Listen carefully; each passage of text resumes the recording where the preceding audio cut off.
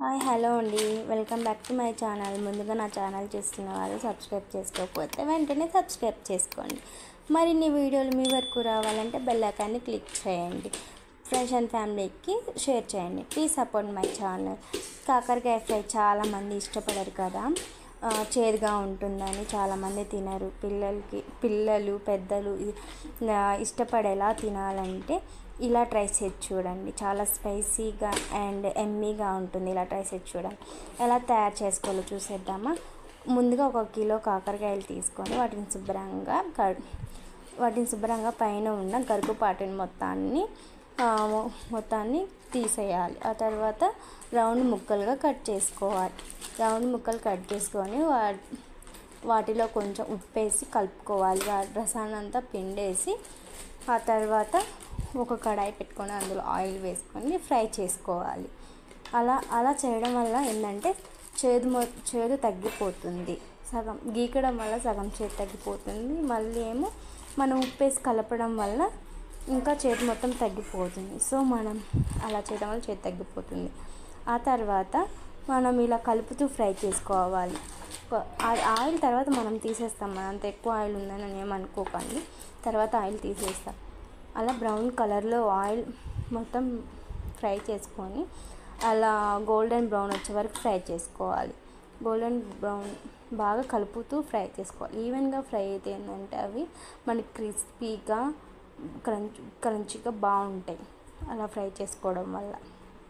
So first అలా fry చేసుకొని మనం ఒక ప్లేట్ తీసుకొని అవి మొత్తం ఆయిల్ అంతా స్ట్రైన్ చేసేసి కొంచెం మొత్తం తీసేసుకోవాలి ప్లేట్లోకి తీసుకొని మళ్ళీ మిగతా ఉన్నాయి కదా అవి కూడా ఫ్రై చేసుకోవాలి.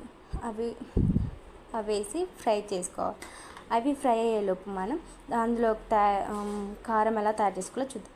1/2 కప్పు కొబ్బరి ముక్కలు, 1 కప్పు శనగపప్పు, 1 కప్పు శనగపప్పు, 2 టేబుల్ స్పూన్ల కారం, 2 టేబుల్ స్పూన్ల కారం, 5-6 వెల్లుల్లి రెబ్బలు, రుచికి సరిపడినంత ఉప్పు వేసుకొని వీలైనంత ఫైన్గా గ్రైండ్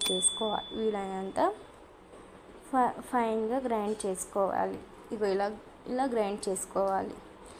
ఆ తర్వాత మనం ముందుగా తీసుకున్న మొత్తాన్ని ప్లేట్లోకి తీసేసుకొని చూడండి వీడియోలో చూపిస్తున్న విధంగా ఎంత క్రిస్పీగా ఉన్నాయో. వీటిని తర్వాత ఒక బౌల్ అదే ప్యాన్ పెట్టుకొని 2 టేబుల్ స్పూన్ల ఆయిల్, 1/2 స్పూన్ శనగపప్పు, 1/2 స్పూన్ మినపప్పు, 1/2 స్పూన్ ఆవాలు, 1/2 స్పూన్ జీలకర్ర, కరివేపాకు వేసుకొని ఫ్రై చేసుకోవాలి. కొంచెం అవి మనం లో ఫ్లేమ్లోనే ఫ్రై చేసుకోవాలి. ఈవెన్గా ఫ్రై అయిన తర్వాత మనం ముందుగా పక్కన పెట్టుకున్న కాకరకాయ ముక్కలన్నీ అందులో ఫ్రై చేసుకోవాలి. మొత్తం వేసేసుకొని ఈవెన్గా ఫ్రై చేసుకోవాలి. మనం ముందుగా గ్రైండ్ చేసుకున్న పౌడర్ ఉంది కదా, ఆ పౌడర్ మొత్తం వేసేసుకొని ఫ్రై చేసుకోవాలి. మొత్తం అలా ఫ్రై చేసుకున్న తర్వాత చూడండి చాలా ఎమ్మీ అయిన కాకరకాయ ఫ్రై. ఇలా ట్రై చేసి చూడండి. తప్పకుండా పిల్లలు పెద్దలు అందరూ ఇష్టపడతారు. రసంలోకైనా, పప్పులోకైనా, సాంబార్లోకైనా చాలా టేస్టీగా ఉంటుంది. ట్రై చేసి ఫీడ్బ్యాక్ని కామెంట్ చేయండి.